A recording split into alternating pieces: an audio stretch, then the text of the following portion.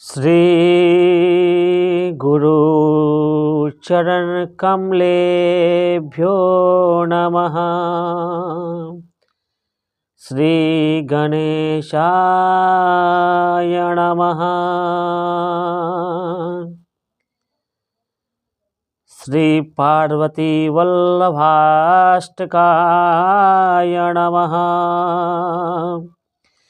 नमो भूतिनाथं नमो देवे देवं नमः काले कालं नमो देव्य तेजं नमः कामे भस्मं नमः शान्तशीलं नमः पार्वती वल्लभं नीलकण्ठं सदा तीर्थसेधं सदा भक्तरक्षं सदा शैव पूज्यं सदा शुभ्रभस्मं सदा ध्यानयुक्तं सदा ज्ञानतल्पं नमः भजे पार्वती वल्लभं नीलकण्ठं शमशाने शयानं महास्थानवासं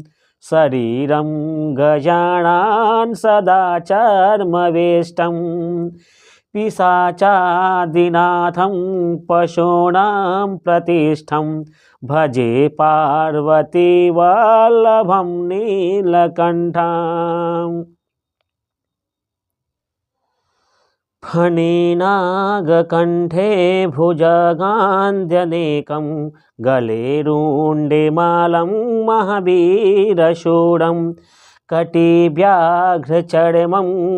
चिताभस्मलेपं भजे पार्वती वल्लभं नीलकण्ठं शिरः शोधे गंगा शिवा वामे भागं विद्यार्थिकेशं सदा मां त्रिनेत्रं फणिनागकर्णं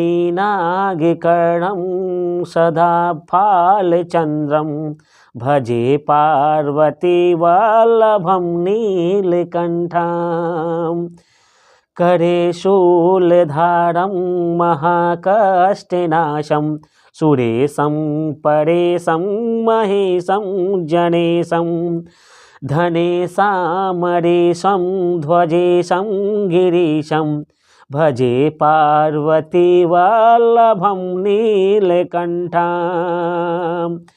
उदासं सुदासं सुकैलासवासं धरानिर्झरे संस्थं यादिदेवम् अजं हेमकल्पद्रुङ्कल्पसेव्यं भजे पार्वती वल्लभं नीलकण्ठं मुनीनां वरेण्यं गुणं रूपवर्णं द्विजैसा पठन्तं शिववेदशास्त्रम् अहो दीनवत्सं कृपालु शिवं तं भजे पार्वती वल्लभं नीलकण्ठं सदा भाविनाथं सदा सेव्यमानं सदा भक्तिदेवं सदा पूज्यमानं महातीर्थवासं सदा सेव्यमेकं भजे पार्वती वल्लभं नीलकण्ठं भजे पार्वती वल्लभं नीलकण्ठं। श्रीमत्शंकर योगीन्द्र हविरचितं पार्वती वल्लभाष्टकं नाम नीलकण्ठः अस्तवः।